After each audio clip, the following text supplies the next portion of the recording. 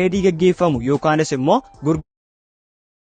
namoonni hamster kombaatii taaptaabii gochuudhaan koinii walitti sassaabachaa jirtan hundi yeroo ammaa kanatti hamster kombaatiin piriimaarkeetii irratti liistidii ta'uudhaan gara qarshiitti jijjiiramuu eegaleera.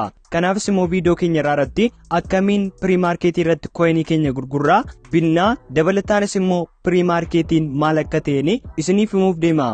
Kanaafis namoonni haaraa subscribe gochuun akkasumas viidiyoo kan like gochuudhaan haga xumuraatti hordofaa. Jalqaba irrattis gara viidiyootti yommuu seennu piriimaarkeet jechuun maal jechuudha? Kanaafis salphaamatti piriimaarkeetii jechuun official listing dateetiin osoo hin geenye tireedii gaggeeffamu yookaanis immoo gurgurtaa gaggeeffamudha. Kanaafis yeroon viidiyoo kana isiniif hojjedhutti hamster kombaatiin sadarkaa piriimaarkeetii irra jira.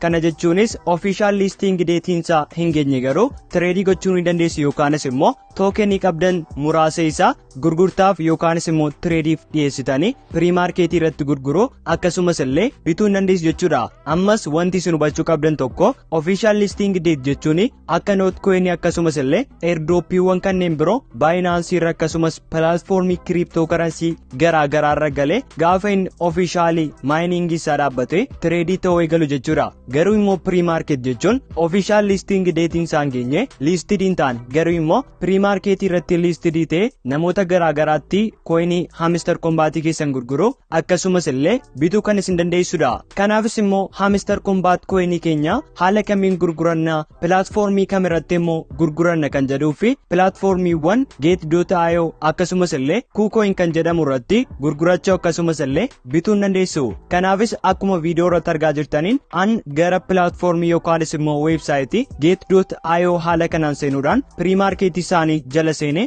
hamster kombaat kan jedhu haala kanaan filadheen jira. Yeroon viidiyoo kana isiniif hojjedhuttis laast piraayisiin isaa yookaanis immoo gatiin xumuraan isaa just 0.48 haga 0.25 tti guddatee xiqqaachaa jira jechuudha. Akkasumas highest biildiin isaa yookaanis immoo gatiin isaa inni guddaan 500k yookaanis immoo 500 USDT dha.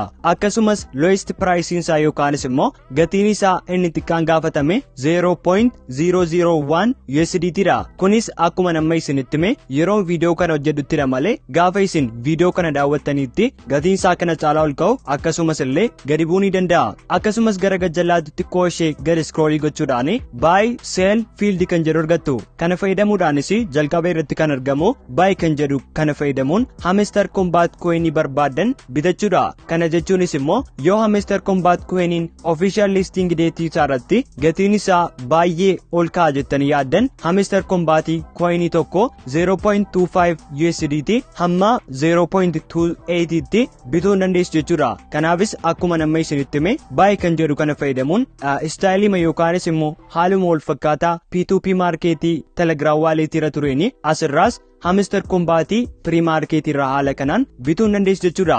Akkasumas illee hamster kombaatii qabdan immoo gurguruu ni barbaaddu yoo ta'e seel kan jedhu jala haala kanaan seenuudhaan isinis hamster kombaat koinii qabdan as jalatti liistii gochuudhaan gurgurachuu ni dandeessu jechuudha. Akkuma argaa jirtan yeroo as jalaan seentanii gurguruuf jettan immoo piraayisiin isaa xiqqoo ishee gabbuu danda'a garuu just gaafa liistii gootan ol kaastanii illee gurguruus ni dandeessa.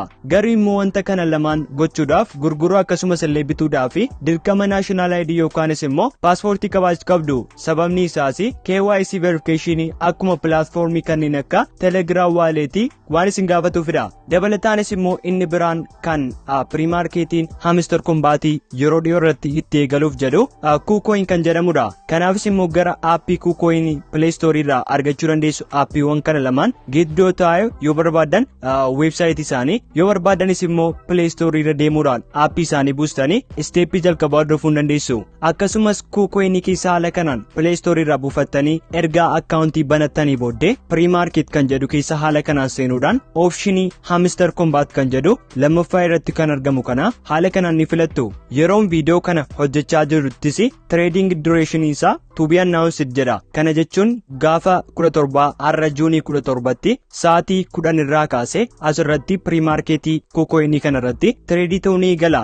Akkuma argaa jirtan amma gaafa viidiyoo kana hojjedhuttis last traded price isaa 0.0001 USDT akkasumas average price isaa immoo 0.0004 USDT jedhe haala kanaan ka'ee jira. Kunis gaafa inni asiin sa'aatii 10 irratti gaafa inni announced ta'e jedhu as jalaan dhuftanii buy kan jedhu fayyadamuun hamster kombat coin bitachuu, sell kan jedhu tuquudhaan immoo seelii gochuu dandeessu jechuudha. Garuu immoo asirratti wanta isinitti himu tokko financial advice miti kuni yoo gatiinsaa ni dabala jettanii ni yaaddute just coinii sana qarshii qabdaniin bittanii kaa'uu dandeessu. Akkasumas illee immoo gatiinsaa hamma isa sanaa gaafa liistidii ta'uu irraa ni caala jettanii yoo yaaddan immoo gurgurachuunis just opinion keessa yookaanis immoo fedha keessa irratti hundaa'a jechuudha. Garuu ani immoo wanta rekomendiisin godhu tokko hamster kombatiin kun communitiin isaanii baay'ee guddaa waan ta'eef akkasumas demandiif sappilaayii isaa gaafa inni official liistidii ta'u gatiin isaa baay'ee guddaa waan